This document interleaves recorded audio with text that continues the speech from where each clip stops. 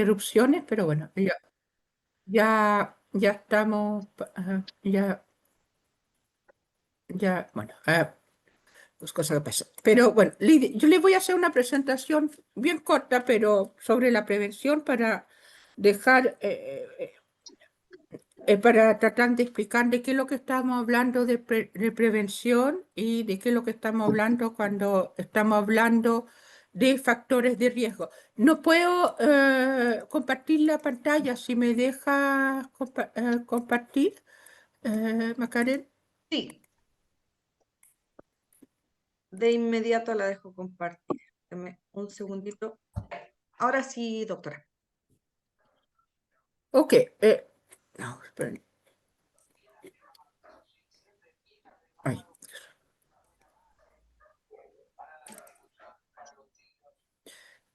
Entonces, vamos a hablar de la prevención de las demencias, factores de riesgo cardiovascular, pero eh, me parece importante, voy a hacer sobre todo tratar de dejar claro algunos conceptos que a veces pueden parecer que no se entiende, eh, que puede ser poco claro y que ayudan a entender la importancia de la prevención. Primero, importante sí que no tengo conflictos que declarar con la industria farmacéutica.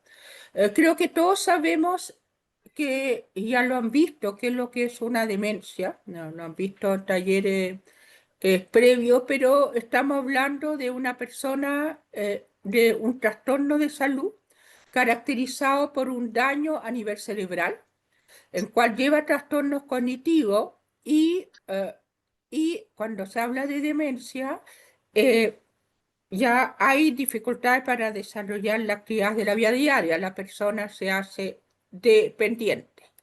Ahora, es importante cuando pensar que cuando hablamos de demencia es un término paraguas y hay múltiples enfermedades asociadas que pueden causar demencia. Si bien uno suele hablar de la demencia tipo Alzheimer, no es la única demencia que hay. Hay demencia vascular, otro tipo de demencia, la demencia frontotemporal, la demencia por cuerpo de Lewy, y muchas veces hay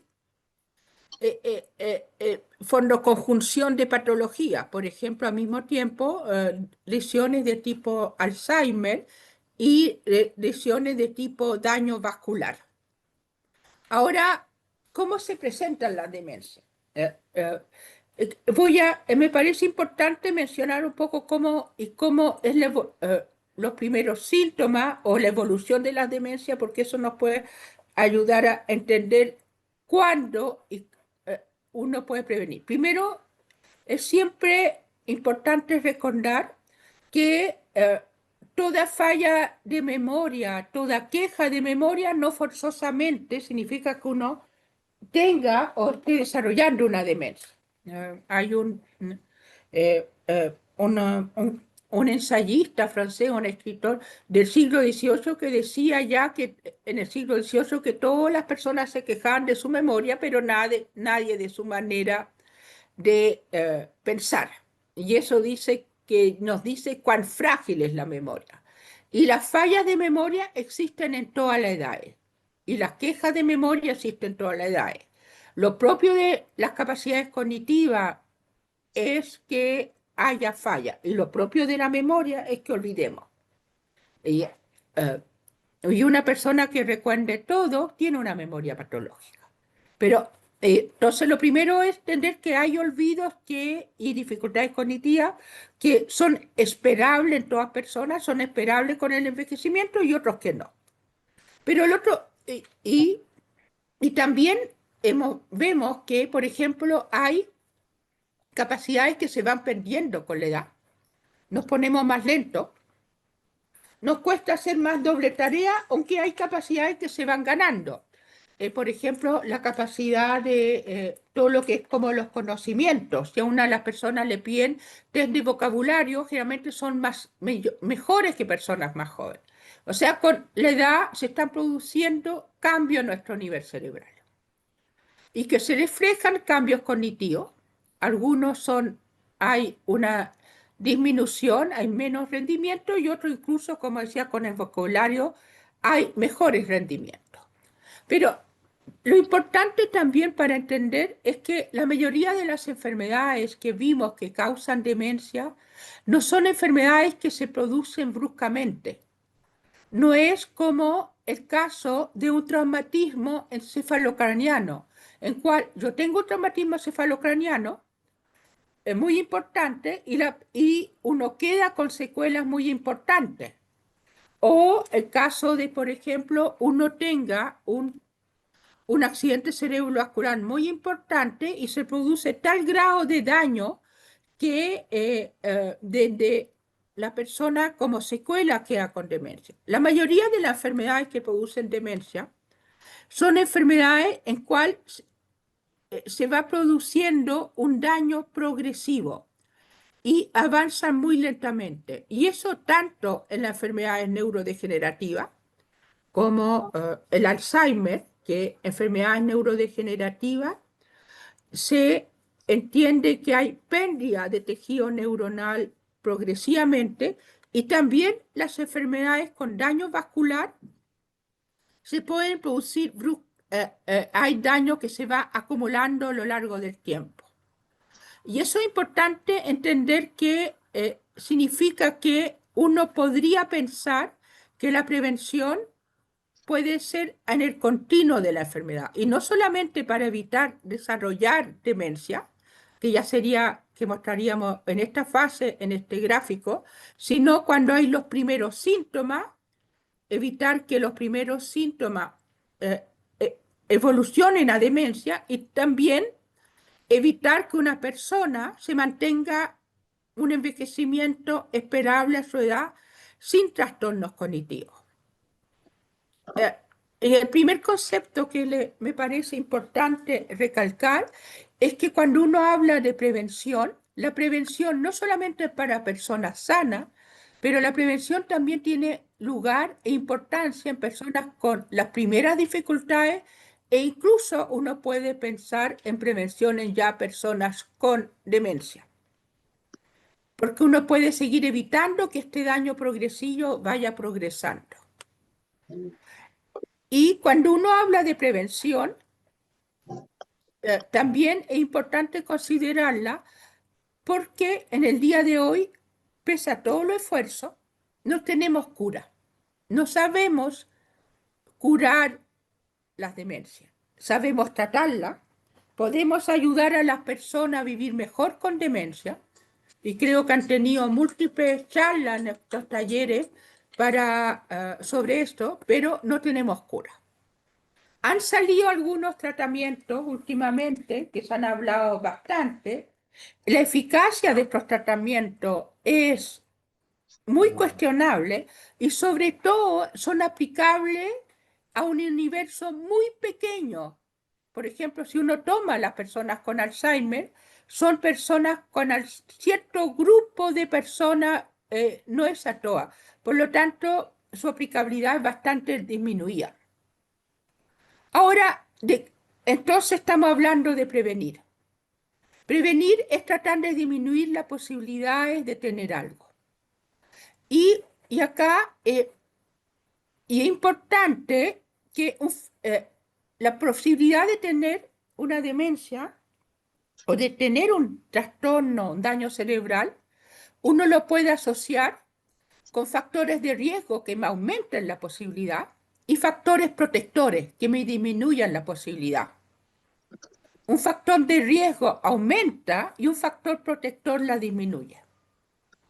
Y eso es importante considerarlo. O sea, no solamente están las cosas que no me pueden dañar, pero están las cosas que nos pueden hacer bien.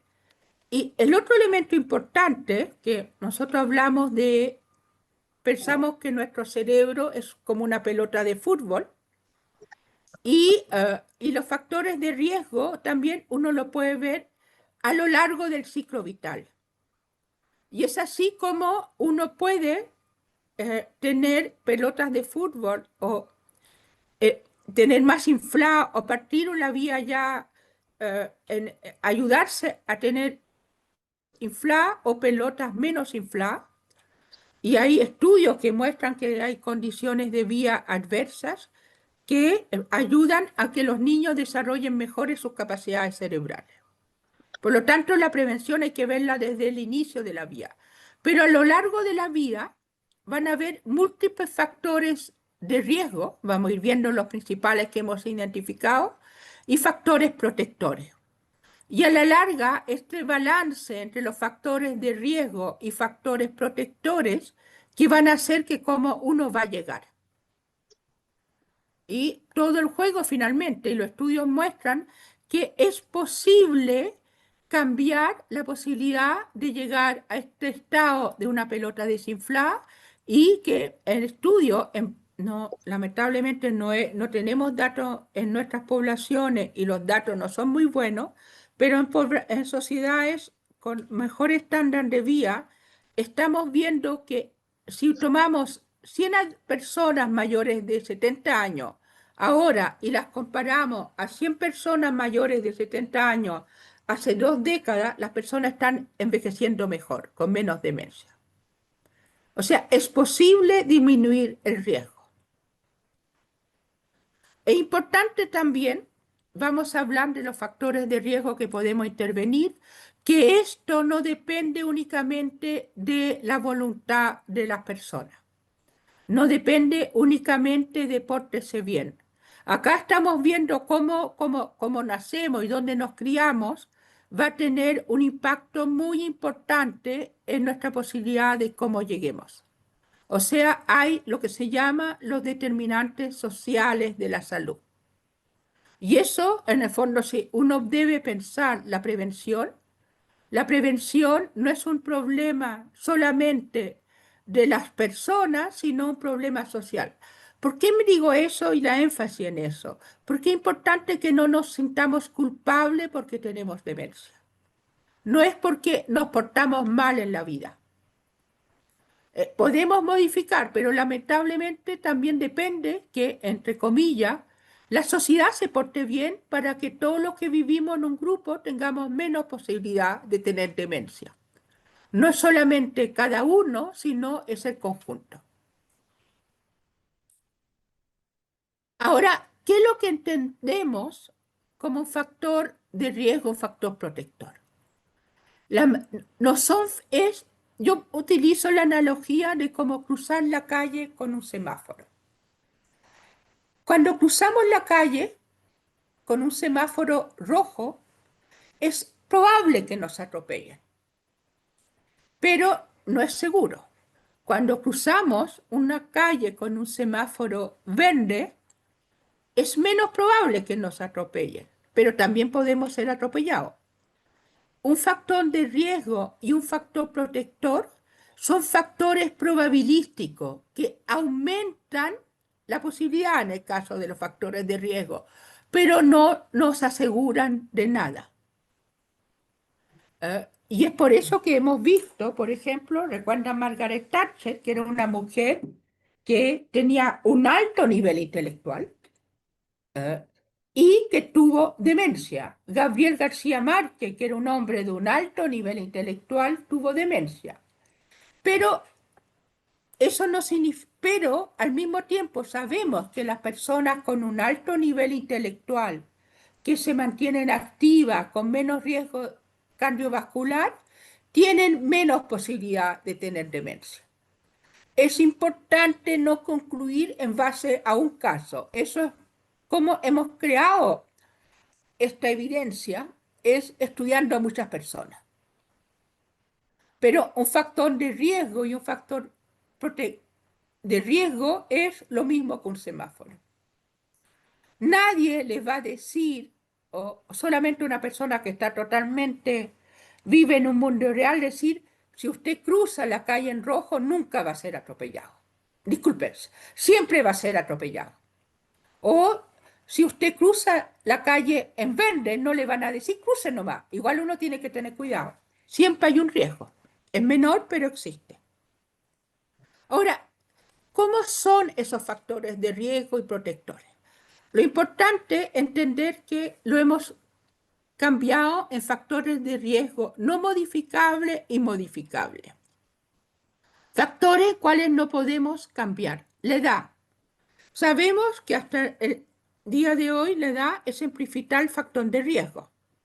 También cada vez más evidencia existe que las mujeres, el sexo biológico, ser mujer es un mayor factor de riesgo. No lo sabemos muy bien los factores, pero es así. Y hay factores de riesgo genético hereditario.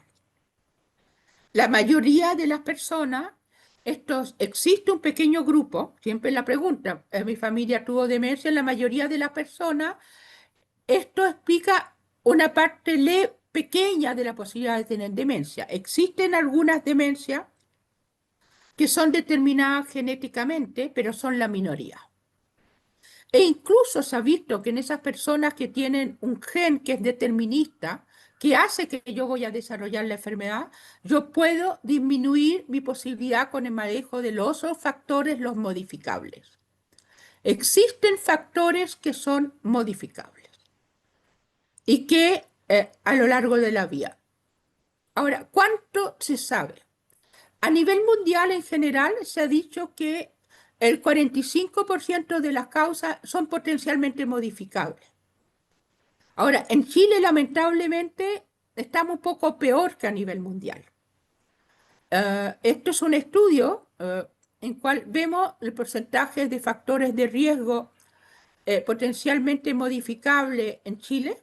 Acá vemos, y vemos que en las y son los que van de acá a acá, son mayor que el 45% y son sobre todo en mujeres. O sea, eso es importante, significa que hay muchas cosas que podemos hacer para que tengamos más demencia. Hay muchos factores potencialmente modificables.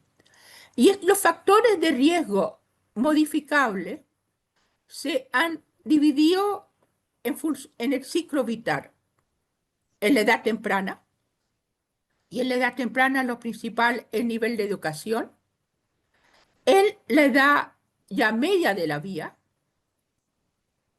y los principales que se han identificado es la sondera, la hipoacusia, el colesterol alto, el colesterol LDL, que es como se llama el colesterol malo, la depresión, los traumatismos cefalocranianos, la inactividad física, la diabetes, fumar, hipertensión, obesidad y alcohol en exceso.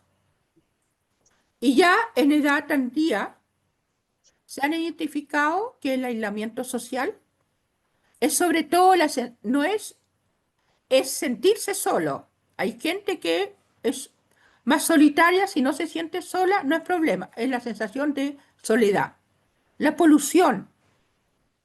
Cada vez más hay estudios que muestran que la polución es un factor de riesgo. La pérdida visual. Ahora, fíjense que queremos hablar de factores de riesgo cardiovasculares. Acá vemos muchos factores que son asociados a todo lo cardiovascular, hipertensión, obesidad, consumo excesivo de alcohol, inactividad física, colesterol alto, diabetes, fumar. Estos son los porcentajes. Ahora, ¿significa esto que esto es por solamente se ejercen su acción a través de un daño vascular? Simplifica, no es tan claro. Fondo. Los estudios muestran que estos factores cardiovasculares aumentan el riesgo de tener lesiones vasculares, como pequeños infartos, hemorragia cerebral, pero también aumentan el riesgo de neurodegeneración. O sea, no, los factores de riesgo cardiovascular no se asocian solamente a mayor riesgo de tener demencia vascular, también se asocia a mayor riesgo de tener demencia neurodegenerativa tipo Alzheimer. Ahora, ¿cuál es la situación en Chile? ¿Qué sabemos de Chile? Esto a nivel internacional. Ya les conté que no era una situación muy buena. Y hay un estudio reciente en el cual participaron dos colegas chilenas, la doctora Delgado y la doctora Natalia Pozo, en que comparamos los diferentes, compararon, yo no participé de este estudio, los diferentes países latinoamericanos: México, Honduras, Brasil, Bolivia, Perú, Chile, Argentina. Y lamentablemente, en Chile somos el país en que se reporta el mayor riesgo de factores de riesgo potencialmente modificables, 62%. O sea, eh, estamos mal en la prevención. Estamos mal. Ahora,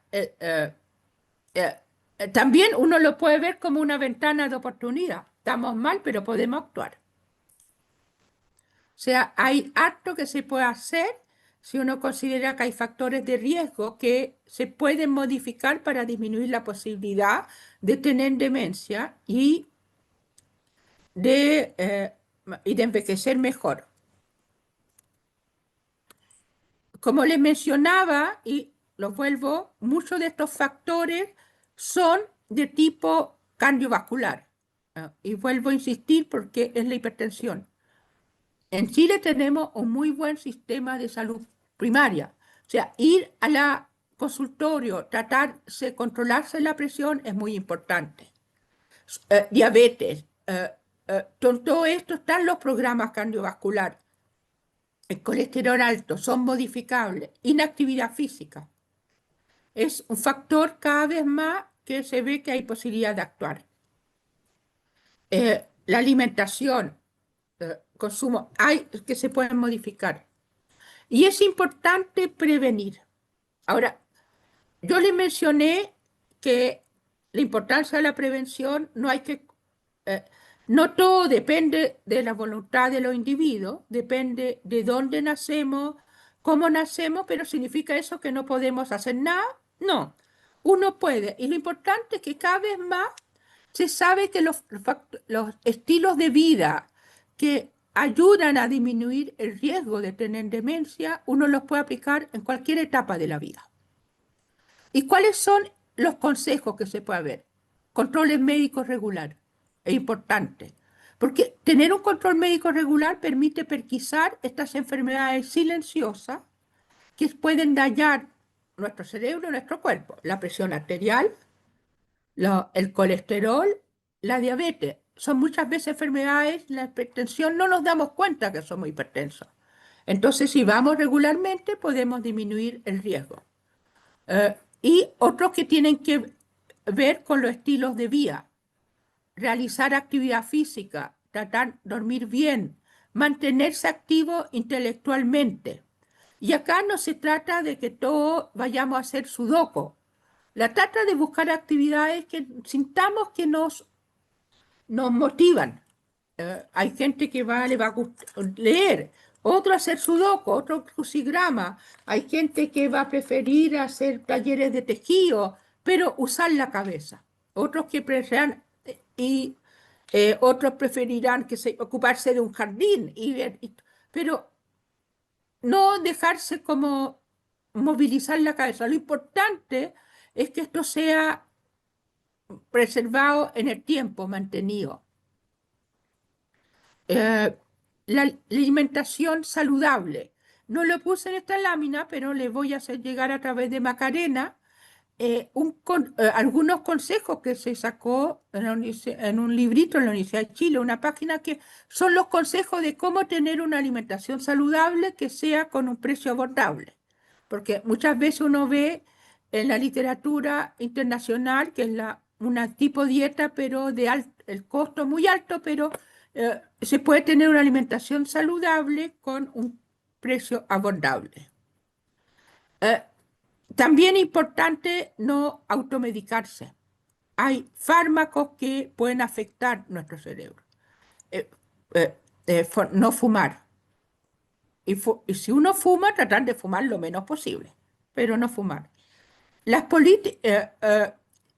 y mantenerse, tratar de hacer cosas finalmente que a uno lo llenen, que uno se sienta bien. Y es importante que tanto los controles médicos como los estilos de vida en el día de hoy han demostrado que se pueden hacer cosas para disminuir la posibilidad de tener demencia. Y por ejemplo, en Chile existe el programa Más Adulto Mayor Autovalente, que es un programa para mantenerse más activo. Cada vez más uno ve en las municipalidades que se ofrecen actividades. Entonces es importante buscar lo que a uno le sienta que a uno lo entretenga, que uno se sienta bien. Y yo ahí aprovecho a pasar un mensaje. Es importante también que las personas que están bien, que también muestren inclusividad, porque si hacemos programas únicamente para los que están bien, y no, los que no están tan bien lo excluimos. Primero, no es muy simpático, solidario. Pero además es importante que también parte de quizá uno podría pensar en flexibilidad cognitiva, es poder estar con personas que no están bien, tan bien como nosotros. Y uno incluso puede pensar que ayudarnos entre nosotros es usar la cabeza. O sea, yo entiendo que muchas veces uno puede ir a programas y actividades que hay personas que uno se puede quejar, pucha, están, y lo dicen, es que están todos súper mal. Pero bueno, somos diversos y no podemos pretender programas solamente para los que estamos bien.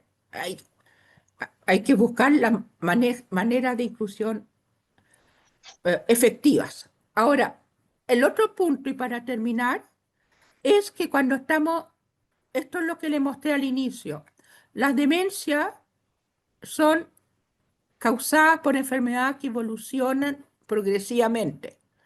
Y tenemos que pensar que la prevención no es solamente cuando estamos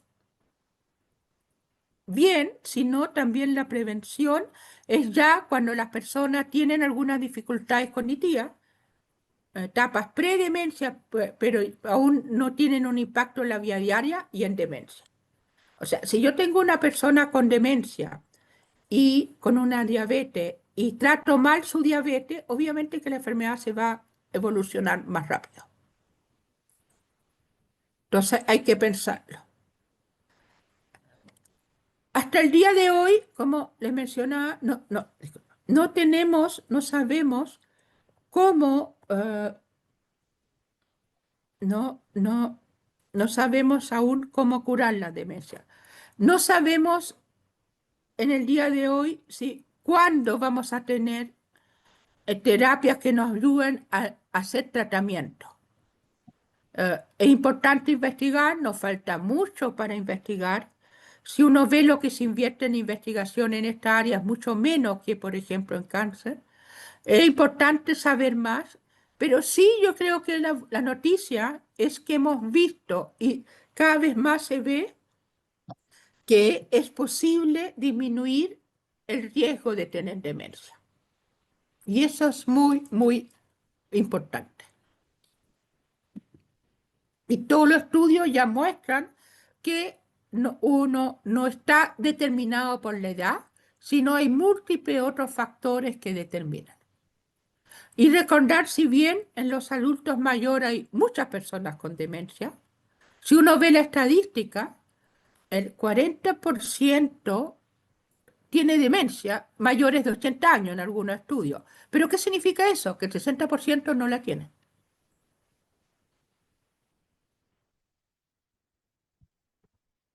Y Y por último, para dentro de lo que es investigar, es lo que hacemos también en Gero, y siempre pasamos los avisos que los estudios que estamos haciendo porque tanto no sabemos curar las demencias, tampoco sabemos muy bien cómo envejecemos. Y estamos con un estudio que es los súper viejos, buscando personas de mayores de 80 años, por si conocen gente. Siempre pasamos el aviso porque es útil que se mantengan cognitivamente bien. Porque no solamente podemos aprender de quienes están enfermos, aprender de gente sana nos puede decir mucho. Y hay un caso muy bonito que, que existió en Colombia. En Colombia hay una zona que, en Antioquia, donde hay mucha Alzheimer familiar. Y hay grupos, grandes familias con Alzheimer familiar. Y hay genes de riesgo. No se sabe muy bien, pero es así la situación. Se piensa que por la, por la idiosincrasia Colombia, la geografía, la gente se movió poco, llegaron españoles y se mantuvieron los genes. Y hace unos años había una señora, Alira, y Alira venía de una familia con Alzheimer familiar. Pero Alira no desarrolló Alzheimer. Y dijeron que raro, tenía todos los genes para tener un Alzheimer, o sea que todas las personas. Y si Alira no tuvo. Y empezaron a estudiar a Lira. A Lira estudió de todas clases de estudio y estudio genético. Y a Lira tenía a la vez una mutación que riesgo de Alzheimer, pero se describió que tenía otros genes que eran protectores. Entonces, y Alira y los genes que se describieron en Alira no se habían descrito antes, o su asociación con la posibilidad de no tener demencia. Y Alira mostró la naturaleza, la investigación, quizá otras pistas de investigación para encontrar tratamiento contra el Alzheimer que nunca hubiéramos podido encontrar si no vamos a estudiar a las personas sanas o las personas que no desarrollan la enfermedad. Entonces, de ahí la importancia no solamente estudiar las personas enfermas, sino las personas con y los que se mantienen bien. Tenemos muchos, nos pueden decir mucho. Y bueno, y estamos también los estudios en personas con Alzheimer y demencia frontotemporal, eso se los van a quedar en las diapositivas. Pero creo que es también importante que cuando en el día de hoy decimos, yo no tengo tratamiento para las demencias, necesitamos, como todos podemos aportar, a generar conocimiento. Y el conocimiento se genera no solamente en los investigadores, en el conocimiento también con la participación de las personas. Si las personas todos queremos participar a generar conocimiento, vamos a saber mejor. Y uno de los problemas del conocimiento es que muchos lo sabemos de poblaciones de afuera y no con nuestras poblaciones. Eso es lo que yo quería eh, comentarle, y voy a terminar justamente con una frase de Francisco Lopera, que era un neurólogo, lamentablemente falleció el año pasado, que él fue uno de los que identificó y descubrió al IRA, que no se te olvide ayudar.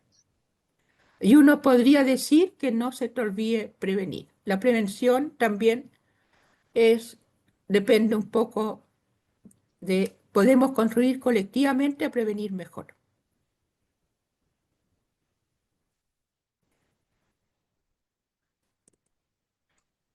Perfecto, muchas gracias, doctora. No sé si alguien tiene alguna consulta. Agradecerle a la doctora, muy clara su exposición, que nos ayuda bastante y sobre todo la recomendación de ayudarnos nosotras mismas a prevenir, moviendo las neuronas, haciendo ejercicio. Gracias, doctora, gracias, Macarena, por esto. No, gracias a usted. Yo quería decir que si hay un factor, quizás no lo dije, pero de los factores de riesgo más o potencial, la actividad física. Hay que moverse, aunque sea poco, hay que moverse. Cada vez los estudios muestran que el ejercicio es de los más importantes, porque de repente nosotros los bombardeamos con factores de riesgo y protectores, uno se siente abrumado. Bueno, si hay que poner, muévanse, movámonos. Sí, gracias.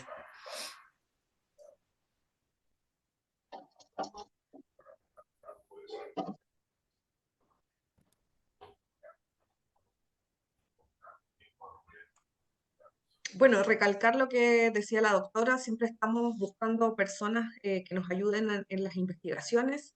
Em, Les voy a dejar en el chat el correo y el teléfono.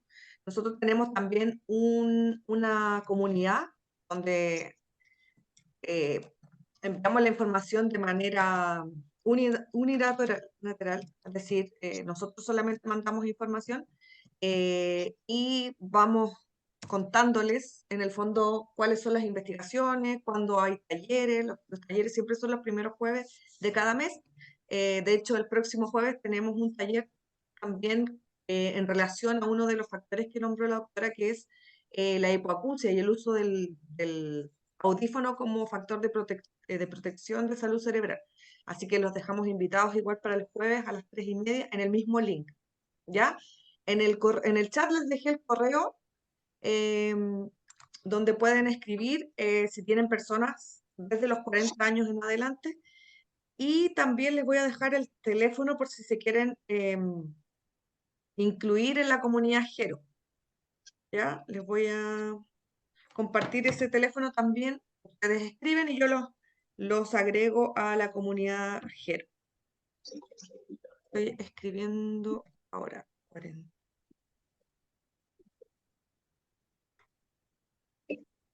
Ya. Ahí les dejé en el chat el numerito.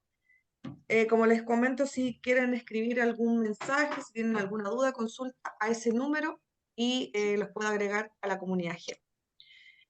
No me queda más que agradecer su presencia, doctora, su charla, y a todos y todas por conectarse y participar de esta instancia. Que tengan una muy No buena sé si tarde. hay, sí, Gracias, como estamos Macarena. todavía, sí, si todavía estamos en tiempo, si hay alguna otra pregunta. Y si alguien tiene alguna consulta, algún comentario.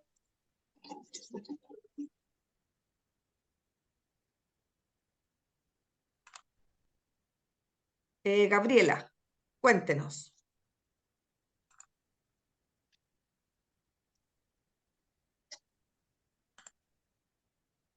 ¿Puede abrir su micrófono, Gabriela? Ahí Ahí. sí, es que no podía, no sabía cómo. Más una consulta a la doctora, más que la prevención y todo lo que nos ha hablado, que ha sido muy aclaratorio con respecto a muchas dudas. Yo soy cuidadora, no, yo cuido a mi madre. Eh, a mí tengo una duda con respecto a no con la demencia senil, sino no sé si con el Alzheimer, si la doctora me puede como más o menos indicar cuáles son los últimos síntomas como para prepararme yo y mi familia con respecto al desenlace final, digamos así, de mi madre, porque en esta etapa ya estamos como con muchas alucinaciones, ya perdí el control de esfínter, entonces no estoy como muy perdida en el tema de qué sigue ahora. Bueno, yo creo que es una pregunta súper importante y una pregunta que es importante para a todas las personas es cómo nos enfrentamos a las etapas finales de vida. Primero, aclarando más que en general la palabra demencia senil no es un término que usamos, porque no es por el lenguaje políticamente correcto, no es porque hay que hablar, sino porque las demencias, si bien son más frecuentes en las personas mayores, también pueden dar en personas jóvenes. Y si ustedes piensan, 60, 65 años son criterios de edad que fijamos más por razones previsionales, sociales, que por algo biológico. Entonces hablamos demencia y la tratamos, algunas veces le podemos eh, eh, poner apellido, demencia tipo Alzheimer, demencia vascular, y otras veces no le podemos poner el apellido. Ahora, importante, la pregunta es, las demencias, independientemente del tipo, van a ir progresando. Y la persona va a ir con a lo largo de la enfermedad, ir perdiendo capacidades. Ahora, y pueden llegar a la postración. No todas las personas con demencia van a llegar a la postración. Eh, hay muchas personas que le da y pueden fallecer por otras cosas, pero se puede llegar a estar postrado, o sea, la enfermedad que a la larga va a ir comprometiendo no solamente las capacidades cognitivas, sino las capacidades motrices, y las personas no se van a poder mover más. En general somos muy malos para hacer pronósticos, no sabemos muy bien. No sabemos muy bien predecir cuánto va a durar una demencia. Ahora, ¿qué sí sabemos? ¿Qué es lo que hemos aprendido? Que ya hay demencia que llegan a etapa final de vida, que la persona ya en esa etapa ya va a tener dificultad para moverse y en un punto va a tener dificultad también para alimentarse. Y ahí me parece muy pertinente que es algo que donde eh, es primero hay que prepararse, o sea, hay que entender que las demencias, si la persona no fallece por otra cosa, a la larga puede fallecer por demencia. Creo que es lo primero que uno tenemos que tener como elementos de conocimiento. O sea, que hay que en un momento, no se sabe, la persona puede morir de demencia.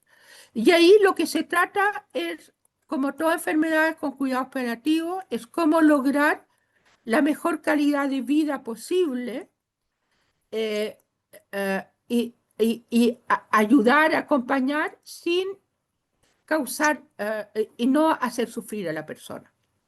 Y creo que lo que más hemos aprendido es en relación a la alimentación. Piensen en las personas con cáncer terminal. A las personas con cáncer terminal se le da algún tipo de alimento, se le pone una sonda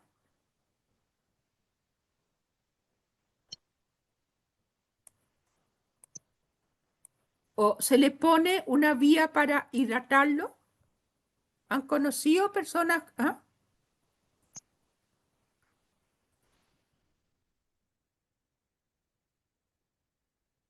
En general no, Yo, ¿ah? no, yo he visto que no. No, exactamente. Cuando uno entiende que con una persona con cáncer terminal, que cuando no se logró tratamiento, no se logró y bueno, y hay que acompañar en la muerte. Bueno, en las personas con demencia debería ser lo mismo. Lamentablemente, por falta de educación, muchas veces se empiezan, eh, eh, o se indica o la familia empieza a pensar, ya no puede comer más, le voy a poner método de alimentación artificial y todos los estudios muestran que no, estos son inútiles, no ayudan, no mejoran la sobrevida ni causan, no hacen que las personas vivan más ni vivan mejor. Entonces llega un momento que en la demencia ya, en etapa ya bien avanzada, hay que acompañar y de ahí, y bueno, y ahí hay métodos de alimentación por confort, que puedan ayudar. Nosotros sacamos, no sé si probablemente, si usted, sacamos hace tiempo, les voy a poner en el chat un cuadernillo para los cuidadores de personas con demencia en los cuales hablamos de cuidados de fin de vida. Ahora, los cuidados de fin de vida uno los piensa en personas que ya no pueden moverse, que están prostrados. Es importante, en la medida de lo posible, que la persona tratan de movilizarla, que, que lo más posible, si puede. O sea que los cuidados tienen que ser en función de la etapa de la demencia y adaptados a las necesidades de la persona. Pero también entender que uno puede tratar de mantener lo mejor posible, pero son enfermedades que van progresando. Y hay que aprender a vivir con eso, con esas pérdidas progresivas.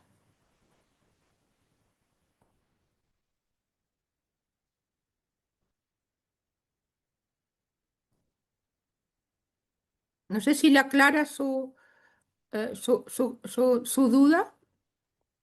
Sí, sí, doctora, muchas gracias. Sí. Eh, Da penita, pero sí, entiendo el punto. No se preocupe. Muchas gracias. De nada.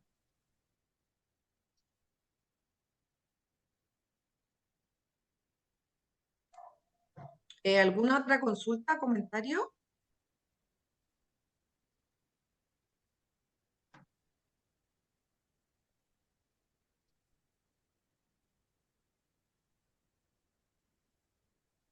Me parece que no. Muchas gracias entonces a todas y a todos por su participación y gracias, doctora, también por esta buena instancia de capacitación para todos. Muchas gracias. Chao, que estén bien. Igualmente, Chao. doctora. Chao, Macarena, que Chao. estén bien. Gracias. Muchas gracias. Doctora, Chao. muchas gracias.